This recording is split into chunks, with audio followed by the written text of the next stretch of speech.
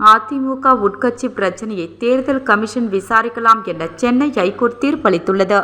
அதிமுக உட்கட்சி விவகாரம் தொடர்பாக தேர்தல் கமிஷன் விசாரணைக்கு தடை விதிக்க வேண்டும் என சென்னை ஐகோர்ட்டில் அதிமுக பொதுச் செயலர் இபிஎஸ் வழக்கு தொடர்ந்தார். அதன்படி இடைக்கால தடை உத்தரவை ஏற்கனவே ஐகோர்ட் பிறப்பித்திருந்தது. இந்த தடையை நீக்க வேண்டுமென்று கோரி தேர்தல் கமிஷன் மற்றும் ஓபி ரவீந்திரநாத் ஆகியோர் மனு தாக்கல் செய்திருந்தனர்.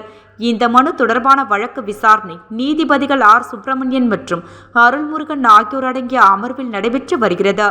அனைத்து வாதங்களும் நிறைவடைந்த நிலையில் இந்த வழக்கில் நீதிபதிகள் ஆர் சுப்பிரமணியன் மற்றும் அருள்முருகன் ஆகியோர் அடங்கிய அமர்வு இன்று தீர்ப்பு அளித்தது. அதிமுக உட்கட்சி பிரச்சனையை தேர்தல் கமிஷன் விசாரிக்கலாம் என சென்னை ஐகோர்ட் நீதிபதிகள் தீர்ப்பளித்தனர். அதிமுக உட்கட்சி விவகாரத்தில் தேர்தல் கமிஷன் தலையிட அதிகாரம் இல்லை என இபிஎஸ் தரப்பு வாதத்தை நீதிபதிகள் நிராகரித்தனர்.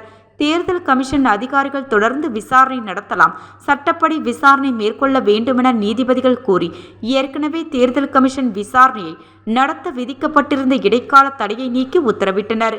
இந்த தீர்ப்பின் எதிரொலியாக இரட்டை இலை சின்னத்தை இபிஎஸ்ற்கு தரக்கூடாது என்று வலியுறுத்தி தரப்பட்டுள்ள மனுக்கள் மீது தேர்தல் கமிஷன் விசாரணை நடத்தும் நிலை ஏற்பட்டுள்ளது. இதன் மூலம் இபிஎஸ்ற்கு கட்சிக்குள் நெருக்கடி உருவாகும். ஏற்கனவே கட்சிக்குள் செங்கோட்டையன் உள்ளிட்ட சிலர் இபிஎஸ்ற்கு எதிராக பேச தொடங்கியுள்ள நிலையில் இந்த தீர்ப்பு அதிமுகவிற்கு பின்னடைவாக கருதப்படுகிறது.